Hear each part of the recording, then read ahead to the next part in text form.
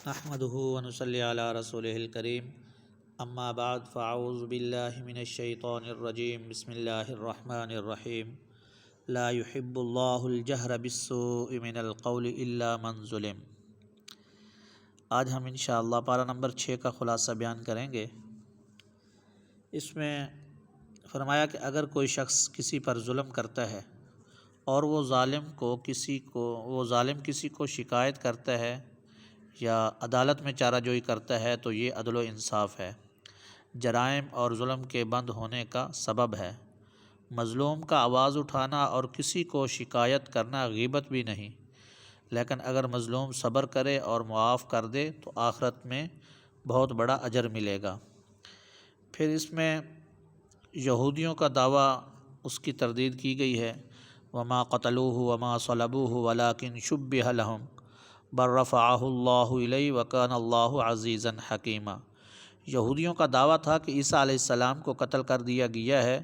اللہ تعالیٰ نے ان کی تردید فرمائی کہ یہودیوں نے نہ تو عیسیٰ علیہ السلام کو قتل کیا ہے اور نہ ہی سولی پر چڑھایا ہے، بلکہ اللہ تعالیٰ نے انہیں بحفاظت آسمانوں پر اٹھا لیا ہے۔ اور قرب قیامت حضرت عیسیٰ علیہ السلام کے نزول کا عقیدہ قطعی اور اجماعی ہے۔ اور ولا تقولوا ثلاثۃ انتہوا خیر لکم، اس میں عقیدہ تثلیث کی تردید ہے۔ اس آیت مبارکہ میں ولا تقولوا ثلاثۃ انتہوا خیر لکم، نصارہ کے 3 فرقے تھے۔ ایک کہتا تھا کہ عیسیٰ علیہ السلام خود خدا ہیں، دوسرا فرقہ کہتا تھا کہ عیسیٰ علیہ السلام اللہ تعالیٰ کے بیٹے ہیں، اور تیسرا فرقہ کہتا تھا تیسرا کہتا تھا کہ 3 ہیں، ان میں سے تیسرے ہیں، یعنی اللہ تعالیٰ، روح القدس اور عیسیٰ علیہ السلام، اور تینوں کا مجموعہ خدا ہے۔ یہاں ان کے عقیدہ تثلیث کی تردید فرمائی کہ عیسیٰ علیہ السلام حضرت مریم علیہ السلام کے بطن مبارک سے پیدا ہوئے بشر اور خدا کے سچے رسول ہیں۔ پھر اس میں یستفتونک قل اللہ یفتیکم فی الکلالہ، کلالہ وہ ہوتا ہے جس کی اولاد اور والدین نہ ہوں، تجہیز و تکفین، قرض کی ادائیگی اور وصیت کے بعد کلالہ کی ایک بہن ہو تو اسے نصف، 2 یا زیادہ ہوں تو 2/3، بھائی ہو تو ساری وراثت، بہن بھائی دونوں ہوں تو مذکر کو مؤنث سے دگنا ملے گا۔ پھر اس میں سورۃ المائدہ کے بارے میں کہ مائدہ عربی میں دسترخوان کو کہتے ہیں۔ عیسیٰ علیہ السلام نے اللہ تعالیٰ سے دعا مانگی تھی کہ یا اللہ، مائدہ یعنی دسترخوان آسمان سے نازل فرما، اس لیے اس سورت کا نام سورۃ المائدہ ہے۔ اس سورہ میں حلال اور حرام چیزوں کا تفصیل کے ساتھ ذکر ہے، اور عہد پورا کرنے کا حکم کہ یا ایھا الذین آمنوا اوفوا بالعقود۔ اللہ تعالیٰ نے ایمان والوں کو حکم دیا کہ معاہدات کو ضرور پورا کرو۔ ان سے مراد وہ معاہدات ہیں جو اللہ تعالیٰ نے اپنے بندوں سے ایمان اور اطاعت کے متعلق لیے ہیں، یا وہ معاہدات ہیں جو لوگ آپس میں ایک دوسرے سے کر لیا کرتے ہیں۔ اور پھر حرمت علیکم المیتۃ والدم ولحم الخنزیر وما اہل لغیر اللہ، اس میں 9 چیزوں کی حرمت کو بیان کیا ہے۔ ایک مردار، بہنے والا خون، خنزیر وہ جانور جس پر غیر اللہ کا نام لیا گیا ہو، جو جانور گلا گھونٹ کر ہلاک کیا گیا ہو، جو سخت ضرب کے ذریعے ہلاک کیا گیا ہو، جو اوپر سے نیچے لڑکتا ہوا گر کر مر جائے، جو کسی ٹکر اور تصادم سے ہلاک ہو گیا ہو، جسے کسی درندے جانور نے پھاڑ دیا اور وہ مر گیا، تو ان کا کھانا حرام ہے۔ البتہ اضطرار کی حالت میں جب کہ جان کو خطرہ لاحق ہو، ان کا اتنی مقدار میں کھانا جس سے جان بچ جائے جائز ہے۔ پہلے 4 کے علاوہ اگر کسی جانور کو زندہ حالت میں پا کر ذبح کر دیا گیا تو وہ حلال ہوگا۔ پھر اس آیت مبارکہ میں الیوم اکملت لکم دینکم واتممت علیکم نعمتی ورضیت لکم الاسلام دینا، یہ قرآن کریم کی احکام کے اعتبار سے نازل ہونے والی آخری آیت ہے۔ اللہ تعالیٰ نے یوم عرفہ، میدان عرفات میں اعلان فرمایا کہ اللہ تعالیٰ نے اپنے نبی محمد صلی اللہ علیہ وسلم پر دین کو کامل فرما دیا ہے۔ دین کے مکمل ہونے کا معنی یہ ہے کہ اللہ تعالیٰ نے کچھ مسائل قرآن کریم میں بیان فرمائے، کچھ احادیث میں، اور کچھ مسائل کے لیے قرآن و حدیث کے اصول بتا دیے جن کی روشنی میں باقی مسائل کو نکالا جائے گا۔ ان مسائل کو نکال کر دینے کے لیے اللہ تعالیٰ نے امت کو فقہا عطا فرمائے۔ اہل کتاب کے ذبیحے کا حکم جو وہ اپنے ہاتھ سے ذبح کر کے دیتے ہیں، وَطَعَامُ الَّذِينَ أُوتُوا الْكِتَابَ حِلٌّ لَكُمْ وَطَعَامُكُمْ حِلٌّ لَهُمْ۔ یہاں طعام سے مراد ذبیحہ ہے۔ اہل کتاب کا ذبیحہ مسلمانوں کے لیے حلال ہے اور مسلمانوں کا ذبیحہ اہل کتاب کے لیے حلال ہے۔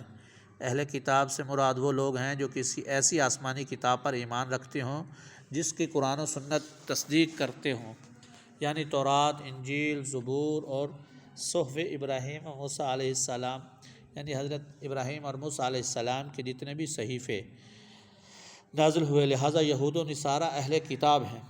عدل و انصاف کا حکم، یا ایھا الذین آمنوا کونوا قوامین للہ شہداء بالقسط۔ اللہ تعالیٰ نے مسلمانوں کو عدل و انصاف کرنے کا حکم دیا ہے۔ دوستوں سے معاملہ ہو یا دشمنوں سے، عدل و انصاف کے حکم پر قائم رہو، نہ تو کسی تعلق کی بنا پر اس میں کمزوری آئے اور نہ ہی کسی سے دشمنی و عداوت کی وجہ سے اس میں کمزوری آئے۔ یہود و نصارہ کا دعویٰ تھا اس آیت مبارکہ میں، وقالت الیہود والنصارى نحن ابناء اللہ واحباؤہ۔ یہود و نصارہ کا دعویٰ تھا کہ ہم اللہ تعالیٰ کے بیٹے اور محبوب ہیں، چونکہ ہم انبیاء کی اولاد ہیں، اس لیے گناہ بھی کریں تو اس پر ناراضگی نہیں ہوگی۔ ان کے اس دعویٰ کو باطل کرنے کے لیے نبی اکرم صلی اللہ علیہ وسلم کو خطاب کیا کہ آپ ان سے پوچھیں، اچھا پھر تم بتاؤ کہ اللہ تعالیٰ تمہیں آخرت میں عذاب کیوں دے گے؟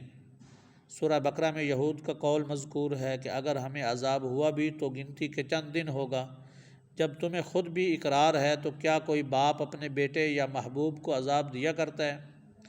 پھر وَاتْلُ عَلَيْهِمْ نَبَأَ ابْنَيْ آدَمَ بِالْحَقِّ، یہاں حابیل اور قابیل کی داستان ہے کہ حضرت آدم علیہ السلام کے دو بیٹوں حابیل اور قابیل کا ذکر ہے کہ آدم علیہ السلام اور اماں حوا جب دنیا میں آئے اور اولاد کا سلسلہ شروع ہوا تو ہر حمل سے جڑواں اولاد پیدا ہوتی تھی، ایک لڑکا اور ایک لڑکی۔ ان کا آپس میں نکاح نہیں ہو سکتا تھا، یہ حقیقی بہن بھائی سمجھے جاتے تھے۔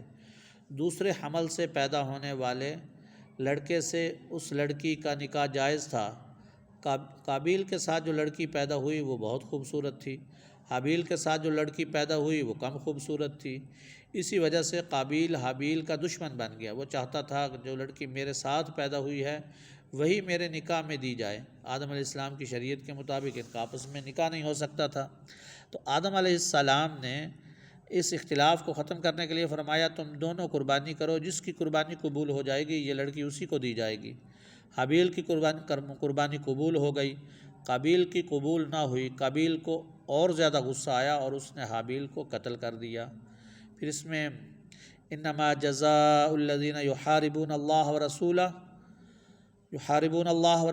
ویسعون فی الارض فسادا، یہاں باغیوں کی سزا کا ذکر ہے کہ باغیوں ڈاکوؤں کی سزا کو بیان کیا گیا ہے کہ اس میں اس کی 4 صورتیں ہیں، اس کہ ان کو باغیوں کو قتل کیا جائے یا سولی پر لٹکایا جائے، یا کو باغیوں کو قتل کیا جائے یا سولی پر لٹکایا جائے، یا مختلف جانب سے ہاتھ پاؤں کاٹے جائیں یا جلا وطن کیا جائے۔ ڈاکوؤں نے دارالاسلام میں کسی مسلمان یا غیر مسلم کو قتل کیا، مال نہیں لوٹا تو ان کی سزا صرف قتل ہے۔ اگر کسی کو قتل بھی کیا اور مال بھی لوٹا تو زندہ سولی پر لٹکا کر نیزے سے پیٹ کو چاک کر دیا جائے۔ اگر صرف مال لوٹا ہے تو مخالف جانب سے ہاتھ پاؤں کاٹے جائیں، اور اگر قتل بھی نہیں کیا اور مال بھی نہیں لوٹا تو ان کو زمین سے نکال دیا جائے۔ ان سزاؤں کا بنیادی مقصد جرائم کا خاتمہ ہے۔ پھر چور کی سزا کو بیان کیا، والسارق والسارقۃ فاقطعوا ایدیہما، کوئی شخص کسی دوسرے کا مال کسی محفوظ جگہ سے بغیر اس کی اجازت کے چھپ کر لے لے، اس کو چوری کہتے ہیں۔ قرآن کریم میں عموماً خطاب مردوں کو ہوتا ہے، عورتیں ضمناً طبعاً شامل ہوتی ہیں، لیکن یہاں حد کا معاملہ تھا تو عورتوں کا ذکر بھی صراحتاً فرمایا، کیونکہ حدود و شبہات سے ساکت ہو جاتی ہیں۔ چور مرد ہو یا عورت، اگر مال مسروقہ کا نصاب پورا ہو تو ہاتھ کاٹا جائے گا۔ پھر یہود و نصارہ اور منافقین کا ذکر فرمایا، یا ایھا الرسول لا یحزنک الذین یسارعون فی الکفر، یہاں مذکورہ تینوں فرقوں کی عادت کو بیان کیا کہ یہ لوگ اللہ تعالیٰ کے احکام اور ہدایات کے مقابلے میں اپنی خواہشات اور آراء کو مقدم رکھتے ہیں، اللہ تعالیٰ کے احکامات میں تعویلیں کر کے اپنی خواہشات کے مطابق بنانے کی فکر میں لگے رہتے ہیں۔ تو یہاں دنیا اور آخرت میں رسوائی اور انجام بد کا بیان ہے۔ یہود و نصارہ سے دلی دوستی کی ممانعت بھی کی گئی ہے کہ یہ تمہارے ساتھ مخلص نہیں ہیں، ان سے دوستی رکھنے سے نقصانات ہیں، اس لیے تمہارا یارانہ صرف مسلمانوں سے ہونا چاہیے، اور یہی دستور یہود و نصارہ کا بھی ہے۔ پھر مرتدین اور مخلصین کا ذکر ہے، یا ایھا الذین آمنوا من یرتد منکم عن دینہ فسوف یأتی اللہ بقوم یحبوہم ویحبونہ۔ اگر مسلمانوں میں کچھ لوگ مرتد بھی ہو جائیں تو دین اسلام کو کوئی نقصان نہیں پہنچے گا، کیونکہ اللہ تعالیٰ تمہارے محتاج نہیں ہیں۔ اگر تم اللہ تعالیٰ کے دین کو سنبھالو گے تو یہ تمہاری دنیا و آخرت کے لیے اچھا ہوگا، اور اگر تم خدا کے مقابلے میں اپنی مرضی چلاؤ گے اور خدا کے دین کی حفاظت اور دعوت و تبلیغ کی خدمت انجام نہیں دو گے تو اللہ تعالیٰ تمہاری جگہ کسی دوسری جماعت کو لائیں گے جو اخلاق و اعمال میں اعلیٰ ہوگی۔ پھر اللہ تعالیٰ ان نئے لوگوں سے پیار کریں گے اور وہ اللہ تعالیٰ سے پیار کریں گے، اللہ تعالیٰ کے راستے میں جہاد کریں گے، کسی ملامت کرنے والے کی ملامت سے بالکل نہیں ڈریں گے۔ پھر تبلیغ دین، یا ایھا الرسول بلغ ما انزل الیک من ربک، نبی اکرم صلی اللہ علیہ وسلم کو تبلیغ کی تاکید کی جا رہی ہے اور ساتھ ساتھ تسلی بھی دی جا رہی ہے کہ جو کچھ آپ پر نازل ہوا، جو کچھ آپ پر نازل کیا جائے وہ سب بغیر کسی جھجک اور روک ٹوک کے لوگوں کو پہنچا دیں۔ پھر آخر میں یہود، مشرکین اور نصارہ کی دشمنی، یہ بات ارشاد فرمائی کہ دیکھو تمہارے دشمن یہود بھی ہیں، لَتَجِدَنَّ أَشَدَّ النَّاسِ عَدَاوَةً لِلَّذِينَ آمَنُوا الْيَهُودَ وَالَّذِينَ أَشْرَكُوا وَلَتَجِدَنَّ أَقْرَبَهُمْ مَوَدَّةً لِلَّذِينَ آمَنُوا الَّذِينَ قَالُوا إِنَّا نَصَارَى۔ تمہارے دشمن یہود بھی ہیں، مشرکین بھی ہیں، نصارہ بھی ہیں، تینوں تمہارے مخالف ہیں، لیکن ان تینوں میں سے یہود و مشرکین مسلمانوں کے ساتھ نفرت، دشمنی اور کینہ زیادہ رکھتے ہیں، اور عیسائی یہودیوں کی نسبت نرم دل ہیں۔ اللہ تعالیٰ کی بات حق برحق ہے، جو فرمایا 100% درست فرمایا۔ جب یہود اور نصارہ ہمارے دشمن ہیں تو ہمیں بھی اس بات کا اہتمام کرنا چاہیے کہ ہم بھی انہیں اپنا دشمن سمجھیں اور خیر خواہ نہ سمجھیں۔ اللہ تعالیٰ نے اپنے پیغمبر صلی اللہ علیہ وسلم کو قرآن کریم کی سورہ بقرہ میں فرما دیا، وَلَن تَرْضَىٰ عَنْكَ الْيَهُودُ وَلَا النَّصَارَىٰ حَتَّىٰ تَتَّبِعَ مِلَّتَهُمْ۔ اے میرے پیغمبر، یہ یہود و نصارہ آپ سے تب راضی ہوں گے جب آپ یہودی یا عیسائی ہو جائیں، علیاذ باللہ، اور ایسا ہونا نہیں۔ اللہ تعالیٰ ہمیں حضور صلی اللہ علیہ وسلم کا سچا امتی بنائے، شریعت کے مطابق زندگی گزارنے کی توفیق عطا فرمائے۔ وآخر